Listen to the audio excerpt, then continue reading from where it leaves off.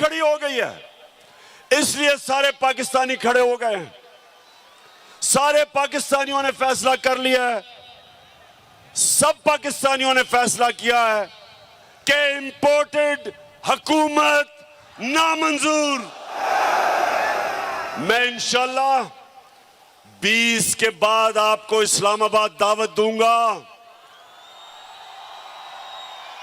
पहले मैंने सोचा था कि इंशाल्लाह 20 लाख लोग इस्लामाबाद में पहुंचेंगे, लेकिन जो मैं अब लोगों में फिर रहा हूं, अब वो नंबर चला गया 25 लाख पे इंशाल्लाह। अल्लाहू अल्लाहू अल्लाहू अल्लाहू अल्लाहू अल्लाहू अल्लाहू अल्लाहू।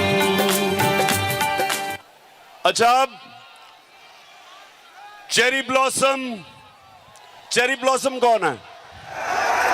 शायद बच्चों को नहीं पता चेरी ब्लॉसम कौन है। ये वो है कि इसका बड़ा भाई नवाज शरीफ और उसकी बेटी वो फौज को बुरा भला कहते हैं और ये बूट पॉलिश करता है। इन्होंने बड़ा अच्छा एक कॉम्बिनेशन बनाया हुआ, इनकी पार्टनरशिप है।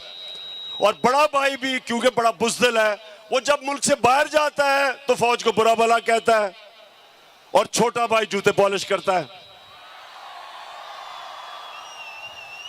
तो ये दोनों, इसने कोई कल इसने तकरीर की, जरा सुने।